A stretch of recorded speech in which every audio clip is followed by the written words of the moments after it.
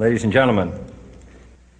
The very word secrecy is repugnant in a free and open society, and we are, as a people, inherently and historically opposed to secret societies, to secret oaths, and to secret proceedings. We decided long ago that the dangers of excessive and unwarranted concealment of pertinent facts far outweighed the dangers which are cited to justify it. Even today, there is little value in opposing the threat of a closed society by imitating its arbitrary restrictions. Even today, there is little value in ensuring the survival of our nation if our traditions do not survive with it. And there is very grave danger that an announced need for increased security will be seized upon by those anxious to expand its meaning to the very limits of official censorship and concealment. That I do not intend to permit to the extent that it's in my control. And no official of my administration, whether his rank is high or low, civilian or military, should interpret my words here tonight as an excuse to censor the news, to stifle dissent, to cover up our mistakes, or to withhold from the press and the public the facts they deserve to know. For we are opposed around the world by a monolithic and ruthless conspiracy that relies primarily on covert means for expanding its sphere of influence, on infiltration instead of invasion, on subversion instead of elections, on intimidation instead of free choice, on guerrillas by night instead of armies by day. It is a system which has conscripted vast human and material resources into the building of a tightly knit, highly efficient machine that combines military, diplomatic, intelligence, economic, scientific, and political operations. Its preparations are concealed, not published. Its mistakes are buried, not headlined. Its dissenters are silenced, not praised.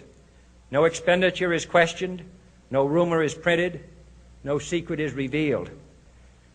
No president should fear public scrutiny of his program, for from that scrutiny comes understanding, and from that understanding comes support or opposition, and both are necessary.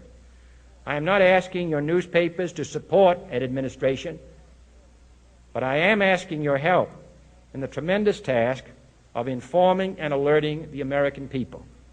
For I have complete confidence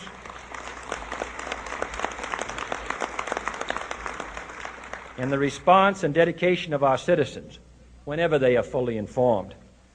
I not only could not stifle controversy among your readers, I welcome it. This administration intends to be candid about its errors. For as a wise man once said, an error doesn't become a mistake until you refuse to correct it. We intend to accept full responsibility for our errors, and we expect you to point them out when we miss them.